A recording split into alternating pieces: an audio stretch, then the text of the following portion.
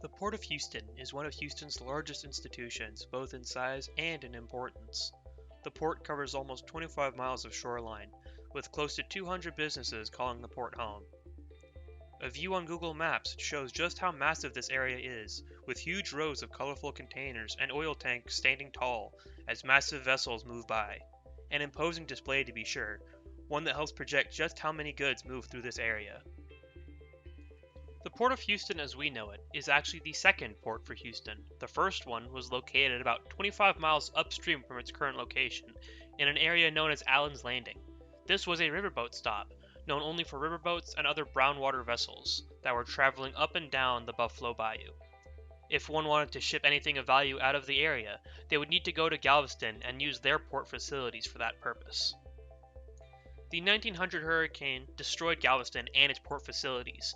This deeply worried both Houston city officials and entrepreneurs, who were worried that a future hurricane could cause disasters for the city's economy.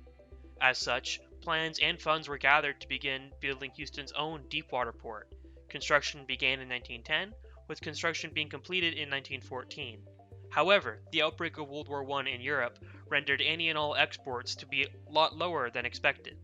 This hampered the growth of the port. Once the war ended in 1918, Houston and its port were able to reach their fullest potential. As the discovery of oil elsewhere in Texas changed the state's economy, Houston was able to grow with it by being the largest oil exporting port in Texas and later becoming the largest oil exporting port in the entire Gulf Coast.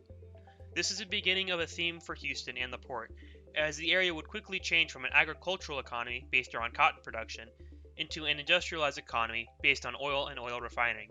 From the 1930s onwards, Houston continued to be a major exporter, a trend which still holds true to this day. While oil may be the chief export, a number of other industries owe their success to the port.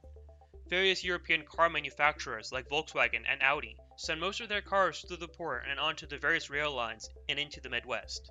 If you buy a Volkswagen at a Harris County dealership, odds are it was unloaded off a container ship that came through that very port.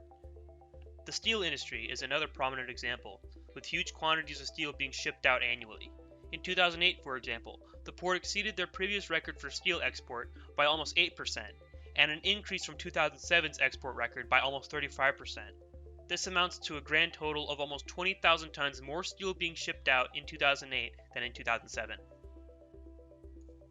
Growth is another major theme for the port, as the port continually redredges and expands its facilities with each decade. One of its most ambitious plans was to redredge the entirety of the Houston Ship Channel from a maximum depth of 40 feet to a maximum depth of 50 feet, to correspond with the 2019 and 2020 expansions of the Panama Canal. However, with the onset of COVID-19, these plans have been put on hold, as the global economy still struggles to find its footing in a post-COVID world.